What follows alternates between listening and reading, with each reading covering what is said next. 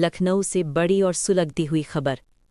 आज 5 फरवरी 2026 राजधानी लखनऊ के हजरतगंज स्थित परिवर्तन चौक पर बापसा लखनऊ विश्वविद्यालय के बैनर तले यूजीसी एक्ट कानून के समर्थन में अनिश्चितकालीन धरना लगातार तेज होता जा रहा है।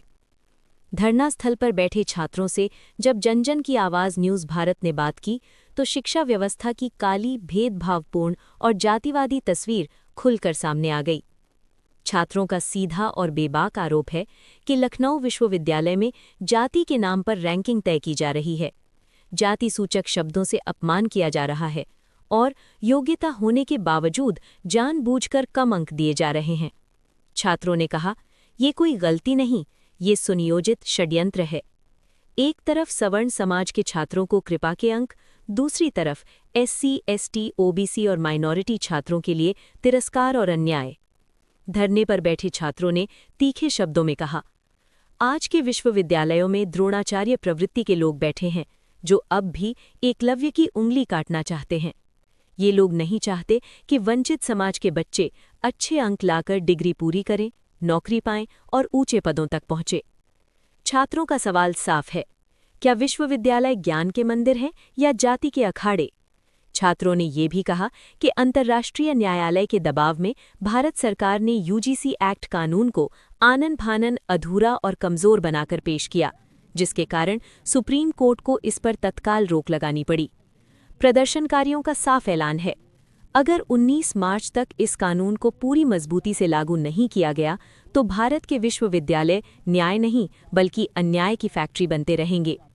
छात्रों का कहना है, यूजीसी एक्ट सिर्फ कानून नहीं, ये समरसता, समानता और सामाजिक न्याय की आखिरी उम्मीद है। अब सवाल सिर्फ कानून का नहीं है, सवाल है भारत के भविष्य का। जन जन की आवाज़ न्यूज़ भारत से हेमंत कुमार की बेहद खास और तीखी रिपोर्ट।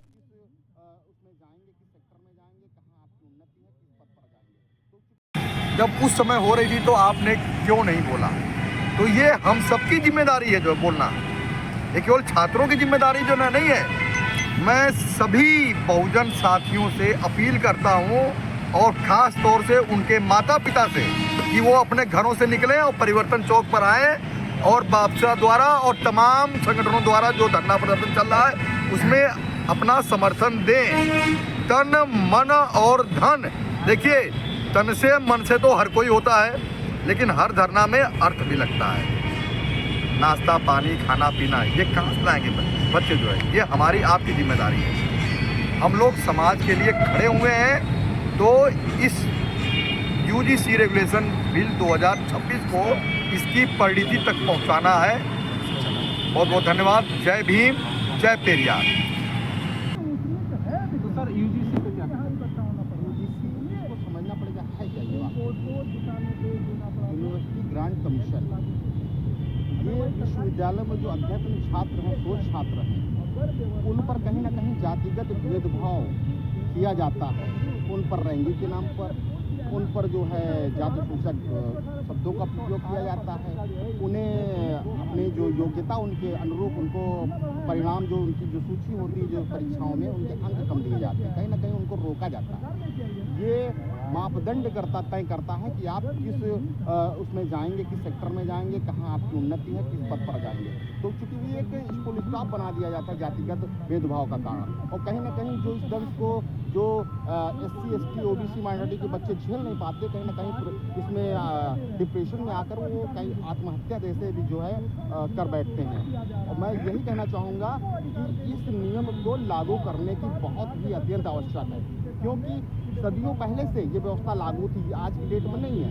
आप अगर पहले चला जाए कालांतर में, महाभारत के टाइम में चले जाएं, तो उस समय द्रोणाचार्य जो थे वो हमारे समाज के आदिवासी समाज के एकलव्य, उन्होंने जो है धनुर्विद्या नहीं सिखाई थी उनको, लेकिन उन्होंने अपने जो है एकलव्य का अंगूठा गुण दक्षिणा के नाम पर मांग लिया था। तो कहीं ना कहीं उनको पता था कि हमको अर्जुन को जो है धनुर्विद्या में निपुण बनाना है, सर्वश्रेष्ठ बनाना है, बल्कि योग्य व्यक्ति था एकलव्य। तो साथियों आज जो वर्तमान स्थितियाँ सेम उसी तरह है, कुछ नहीं बदली है। अब हमारा लोकतंत्र है, कहीं ना तो हमारा लोकतंत्र है, लेकिन आज की डेट में जो SC ST OBC माइनॉरिटी के लोगों के साथ आए दिन न जाने कितने अपराध होते हैं। कहीं आप जाके देख लीजिए राजस्थान में घोड़ी पर नहीं चढ़ने दिया जाता है। और आप ये देखिए अभी हाल ही में घटना हुई थी, हमारे जो CGI साहब हैं उन पर जो जूता फेंका गया था गवई साहब के ऊपर, फिर भी उनका बड़ा हृदय था कि उन्हें माफ़ कर दिया था कि हाँ हटाओ। लेकिन अब चीज़ों को समझने की ज़रूरत है। अभी आपने देखा होगा जब UGC एक्ट लाया गया भारत में, जब पास हुआ तो कुछ ज़्यादा बड़ी बात नहीं कहूँगा, 3% जो 15% में 3-4% लोगों ने इसका विरोध किया और बड़े व्यापक तरीके से विरोध किया। उनको डर सता रहा है कहीं ना कहीं जो हमारी जो व्यवस्थाएं, कहीं हम बिल्डरी बांधे बैठे हुए हैं, जो हमारे मठाधीश लोग बैठे हुए हैं, उनकी जो व्यवस्थाएं सुचारू रूप से चल रही थी, कहीं ना कहीं ये रोक ना लग जाए उन चीज़ों पर।